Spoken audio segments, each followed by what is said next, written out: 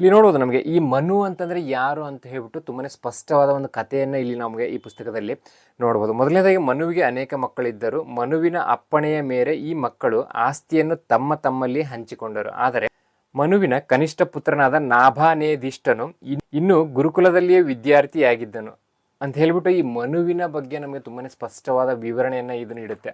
ಹರೇ ಕೃಷ್ಣ, ಎಲ್ಲರೂ ಕೂಡ ನಮಸ್ಕಾರ.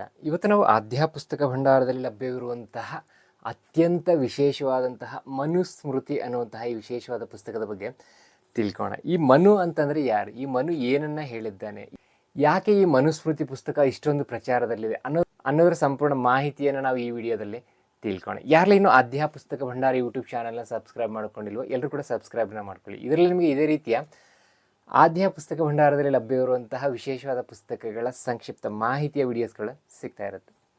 ಸೊ ಹಾಗಾದ್ರೆ ಈಗ ನಾವು ತಿಳ್ಕೊಳ್ಳೋದಕ್ಕೆ ಹೋಗ್ತಾ ಇರುವಂತಹ ಈ ವಿಶೇಷವಾದಂತಹ ಪುಸ್ತಕದ ಹೆಸರು ಮನುಸ್ಮೃತಿ ಅಂತ ನಿಮಗೆ ಇಲ್ಲಿ ಕಾಣಿಸ್ತಾ ಇರ್ಬೋದು. ಈ ವಿಶೇಷವಾದ ಪುಸ್ತಕದ ಬಗ್ಗೆ ನಾವೀಗ ತಿಳ್ಕೋಣ. ಮೊದಲನೇದಾಗಿ ಈ ಪುಸ್ತಕದಲ್ಲಿ ಇರುವಂತಹ ಪುಟಗಳ ಸಂಖ್ಯೆಯನ್ನು ನೋಡೋದಾದರೆ 663 ಪುಟಗಳನ್ನು ಈ ಪುಸ್ತಕ ಒಳಗೊಂಡಿದೆ. ಅಂದರೆ ತುಂಬಾ ವಿಸ್ತಾರವಾಗಿರುವಂತಹ ಪುಸ್ತಕ ಇದಾಗಿದೆ. ಅಷ್ಟೇ ಅಲ್ಲದೆ ಇದರಲ್ಲಿ ಶ್ಲೋಕ ಮತ್ತು ಅರ್ಥ ಸಹಿತವಾದಂತಹ ವಿವರಣೆಯನ್ನು ನೀಡಲಾಗಿದೆ. ಮತ್ತು ಈ ಪುಸ್ತಕದ ಮೇಲೆ ನೀವು ಇಲ್ಲಿ ನೋಡ್ಬೋದು ಮನುಸ್ಮೃತಿ ಅಂತ ಇದೆ. ಇಲ್ಲಿ ಸಂಸ್ಕೃತ ಮೂಲ ಅನುವಾದ ತಾತ್ಪರ್ಯ ಸಹಿತ ಅಂತ ಹೇಳ್ಬಿಟ್ಟು ಕೊಟ್ಟಿದ್ದಾರೆ. ಹಾಗೆಯೇ ಈ ವಿಶೇಷವಾದಂತಹ ಪುಸ್ತಕ ವಿದ್ವಾನ್ ವಿಷ್ಣುಮೂರ್ತಿ ಭಟ್ಟ ಸಂಸ್ಕೃತ ಕೋವಿದ ರಾಷ್ಟ್ರ ಭಾಷಾ ವಿಶಾರದ ಅಂತ ಇದೆ. ಮತ್ತು ಇಲ್ಲಿ ನೋಡ್ಬೋದು ಪರಿಷ್ಕರಣೆ ವಿದ್ವಾನ್ ಶ್ರೀವತ್ಸ ಆಚಾರ್ಯ ಮೈಸೂರು ಅಂತ ಇದೆ. ಸೊ ಈ ವಿಶೇಷವಾದಂತಹ ಪುಸ್ತಕದ ಒಳಗಡೆ ಏನಿದೆ ಅಂತ ನಾವೀಗ ನೋಡ್ತಾ ಹೋಗೋಣ. ಮೊದಲನೇದಾಗಿ ನೀವು ಇಲ್ಲಿ ನೋಡುವುದು ಪರಿವಿಡಿ ಅಂತ ಇದೆ. 1 ರಿಂದ 12ರವರೆಗಿನ ಅಧ್ಯಾಯಗಳ ಸಂಕ್ಷಿಪ್ತ ಪರಿಚಯ, ಅಧ್ಯಾಯಗಳ ಪರಿಚಯ, ಮುನ್ನುಡಿ, ಪೀಠಿಕೆ. ಪೀಠಿಕೆಯಲ್ಲಿ ನಾವು ಇಲ್ಲಿ ನೋಡ್ಬೋದು ಮನು ಮತ್ತು ಮನುಸ್ಮೃತಿ ಅಂತ ಇದೆ. ಹಾಗೆಯೇ ಇಲ್ಲಿ ಅಧ್ಯಾಯ 1 ರಿಂದ 12ರವರೆಗೂ ಕೂಡ ನಿಮಗೆ ಇಲ್ಲಿ ಕಾಣಿಸ್ತಾ ಇರ್ಬೋದು. ಇಲ್ಲಿ ನಾವು ನೋಡ್ಬೋದು ಮೊದಲನೇದಾಗಿ ಅಧ್ಯಾಯಗಳ ಪರಿಚಯ ಅಂತ ಇದೆ. ಇಲ್ಲಿ 1 ರಿಂದ 12ರವರೆಗಿನ ಅಧ್ಯಾಯಗಳ ಸಂಕ್ಷಿಪ್ತ ಪರಿಚಯವನ್ನು ಮಾಡಿಕೊಡಲಾಗಿದೆ. ಅಧ್ಯಾಯ 1 ರಿಂದ ಅಧ್ಯಾಯ 2 ಅಂತ ಇದೆ. ಇಲ್ಲಿ ನೋಡು, ಮನು ಮಹರ್ಷಿಯು ಚಿಂತನೆಯಲ್ಲಿ ಮಗ್ನನಾಗಿದ್ದಾಗ ಮಹರ್ಷಿಗಳು ಆತನನ್ನು ಪ್ರಶ್ನೆ ಮಾಡುತ್ತಾರೆ. ಪೂಜ್ಯರೇ, ಬ್ರಾಹ್ಮಣವೇ ಮೊದಲಾದ 4 ವರ್ಣಗಳ ವಿವರವನ್ನು ತಿಳಿಸಿ ಎನ್ನುವರು ಅಂತ ಹೇಳ್ಬಿಟ್ಟು ಈ ಒಂದು ಕತೆ ಈ ರೀತಿಯಾಗಿ ನಮಗೆ ಪ್ರಾರಂಭವಾಗುತ್ತೆ. ಹಾಗೆ ಇಲ್ಲಿ ನಮಗೆ ಅಧ್ಯಾಯ 3ರಲ್ಲಿ ಏನು ವಿಷಯಗಳಿದೆ ಅಂತಲೂ ಕೂಡ ನಮಗೆ ಇಲ್ಲಿ ನೋಡ್ಬೋದು. ವೈವಾಹಿಕ ವಿಧಿವಿಧಾನಗಳ ಬಗ್ಗೆ, ಪರಿಶೀಲನೆಯ ವಿಷಯದ ಬಗ್ಗೆ ವಿವರಿಸಿ, ಯಜ್ಞ ಯಾಗದಿಗಳನ್ನು ಮಾಡುವ ವಿಧಾನವನ್ನು ಶಾಸ್ತ್ರೋಕ್ತವಾಗಿ ವಿವರಿಸಿ ಅಂತ ಹೇಳ್ಬಿಟ್ಟು, ಅಂದರೆ ಅವ್ರು ಕೇಳುವಂತಹ ಪ್ರಶ್ನೆಗಳಿಗೆ ಮನು ಯಾವ ರೀತಿಯ ಉತ್ತರವನ್ನು ನೀಡ್ತಾನೆ ಅಂತ ನಾವು ನೋಡ್ಬೋದು. ಇಲ್ಲಿ ಅಧ್ಯಾಯ 5ರಲ್ಲಿ ಮನುವಿನ ಮಗನಾದ ಭೃಗು ಮಹರ್ಷಿಯು ಸ್ನಾತಕನಾದವನಿಗಿರಬೇಕಾದ ವಿವರವನ್ನು ಈ ಅಧ್ಯಾಯದಲ್ಲಿ ತಿಳಿಸಲಾಗಿದೆ ಅಂತ ಹೇಳ್ಬಿಟ್ಟು ಇಲ್ಲಿ ಇರುತ್ತೆ. ಮತ್ತು 6ನೇ ಅಧ್ಯಾಯದಲ್ಲೂ ಕೆಲವು ವಿಷಯಗಳಿದೆ, 7ನೇ ಅಧ್ಯಾಯದಲ್ಲೂ ಕೂಡ ಹಲವಾರು ವಿಷಯಗಳಿದೆ. ಈ ರೀತಿಯಾಗಿ ನಮಗೆ 12 ಅಧ್ಯಾಯಗಳಲ್ಲೂ ಕೂಡ ಈ ಮನುಸ್ಮೃತಿಯಲ್ಲಿರುವಂತಹ ವಿಷಯಗಳು ಅತ್ಯದ್ಭುತವಾಗಿದೆ. ಇಲ್ಲಿ ನೋಡ್ಬೋದು ಮುನ್ನುಡಿಯಲ್ಲಿ ನಮಗೆ ಮನುಸ್ಮೃತಿ ಮಹಾಭಾರತ ಮತ್ತು ಭಗವದ್ಗೀತೆಗಳಿಗಿಂತ ಹಿಂದಿನದ್ದು. ಧರ್ಮ ವಿಚಾರದಲ್ಲಾಗಲಿ ತತ್ವ ವಿಚಾರದಲ್ಲಾಗಲಿ ಇದು ಭಗವದ್ಗೀತೆಯಷ್ಟು ಆಕರ್ಷಕವಲ್ಲ. ಇದರಲ್ಲಿ ತತ್ವ ವಿಚಾರಕ್ಕಿಂತಲೂ ಧರ್ಮದ ವಿವರಣೆಗಳಿಗೆ ಹೆಚ್ಚು ಪ್ರಾಶಸ್ತ್ಯ ಅಂತ ಹೇಳ್ಬಿಟ್ಟು ಕೊಟ್ಟಿದ್ದಾರೆ. ಈ ಮನುಸ್ಮೃತಿಯಲ್ಲಿ ಏನು ವಿಚಾರಗಳಿರ್ಬೋದು ಅಂತ ನಿಮಗೆ ಈಗ ನಾನು ಓದಿರೋದ್ರಿಂದ ಅರ್ಥ ಆಗ್ತಾ ಇರ್ಬೋದು.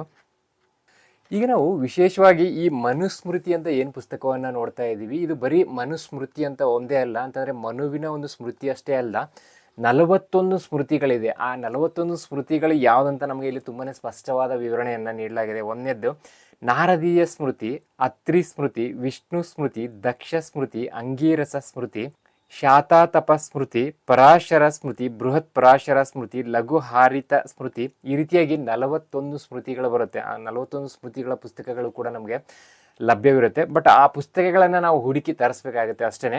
ಈಗ ನಮ್ಮ ಬಳಿ ಈ ಮನುಸ್ಮೃತಿ ಅನ್ನುವಂತಹ ವಿಶೇಷವಾದಂತಹ ಪುಸ್ತಕಕ್ಕೆ ತುಂಬಾ ಬೇಡಿಕೆ ಇದೆ. ಹಾಗಾಗಿ ಈ ಪುಸ್ತಕದ ಬಗ್ಗೆ ನಿಮಗೆ ಸ್ವಲ್ಪ ವಿಸ್ತಾರವಾದ ಮಾಹಿತಿಯನ್ನು ನಾನು ನೀಡ್ತಾ ಇದ್ದೇನೆ.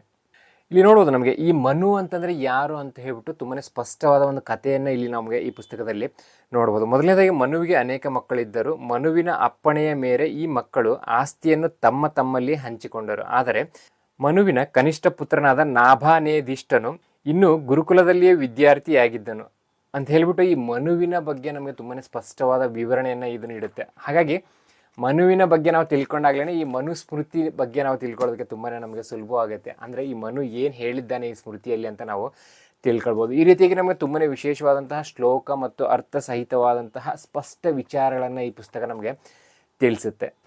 ಸೊ ಹಾಗಾದ್ರೆ ನೋಡಿದ್ರಲ್ಲ, ಈ ವಿಶೇಷವಾದಂತಹ ಮನುಸ್ಮೃತಿಯನ್ನು ಯಾರೆಲ್ಲ ಹುಡುಕ್ತಾ ಇದ್ದೀರಾ, ಮತ್ತು ಇಷ್ಟೊಂದು ವಿಸ್ತಾರವಾಗಿರುವಂತಹ ಮಾಹಿತಿಗಳನ್ನು ಒಳಗೊಂಡಿರುವಂತಹ ಪುಸ್ತಕ, ಜೊತೆಗೆ ಶ್ಲೋಕ ಮತ್ತು ಅರ್ಥಸಹಿತವಾಗಿರುವಂತಹ ಪುಸ್ತಕ ಇದಾಗಿದೆ. ಸೊ ಹಾಗಾದ್ರೆ ಈ ಪುಸ್ತಕ ಯಾರಿಗೆ ಬೇಕಾಗಿದೆ, ಇಲ್ಲಿ ಕೆಳಗಡೆ ಕೊಟ್ಟಿರುವಂಥ ಈ ಸಂಖ್ಯೆಗೆ ಒಂದು ವಾಟ್ಸಪ್ನ ಮಾಡಿ ಮನುಸ್ಮೃತಿ ಅಂತ ನೀವು ಕಳಿಸಿದ್ರೆ ಸಾಕು. ವಾಟ್ಸಪ್ಪಲ್ಲಿ ನಿಮಗೆ ಅದರ ಒಂದು ಪೇಮೆಂಟ್ ಡೀಟೇಲ್ಸನ್ನು ಕಳಿಸ್ಕೊಡ್ಲಾಗುತ್ತೆ. ಅದಕ್ಕೆ ಪೇಮೆಂಟ್ ಮಾಡಿ ಸ್ಕ್ರೀನ್ಶಾಟು ನಿಮ್ಮ ವಿಳಾಸವನ್ನು ಕಳಿಸ್ಕೊಟ್ರೆ ಸಾಕು.